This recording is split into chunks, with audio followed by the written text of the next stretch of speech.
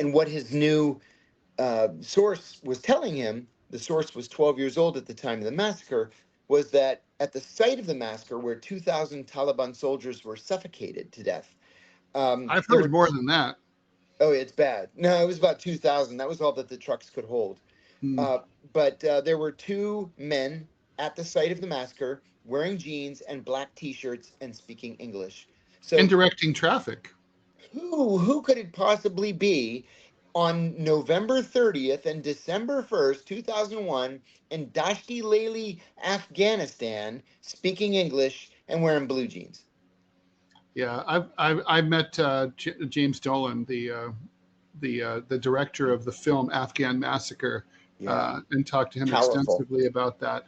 And like, yeah, no, there's never been any accountability from No, no. Obama had promised to do something and he never did. Well, may I talk about that for a minute? Yeah, Because let's this is talk a about it because, by the way, that I was right there. That was like where I was at that time. So Barack Obama said during the 2008 campaign that he was going to order an investigation into the Dasht-i-Leili massacre. What happened was on November 30th and December 1st, 2001, 2,000 Taliban soldiers en masse gave up to the Northern Alliance They at were captured Dasht-i-Leili in exits. Mazar-i Sharif. That's Um, right, Mazar-i Sharif. So they asked the CIA, what do we do with these Taliban? And the CIA this said, was a Rashid Dostum project.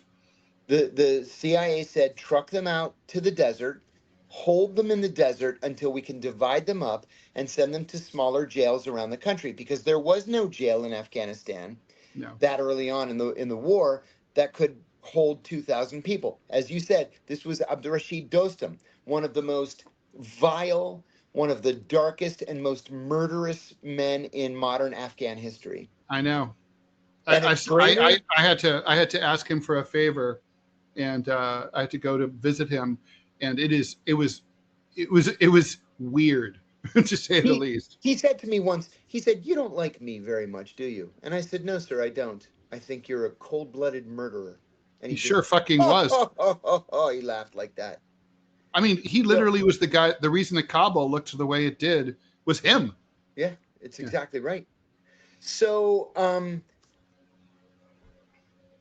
they trucked all these Taliban out to the desert, No and water.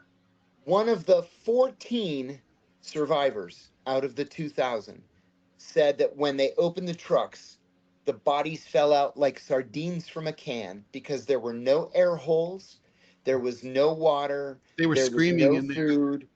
They all suffocated. And as jokers, the Northern Alliance guys, some of them shot holes into the tank, into the shipping containers. That's right. Like, oh, you want some air? Here, we'll give you Yeah, some air. here's some air, and they just shot them and killed them.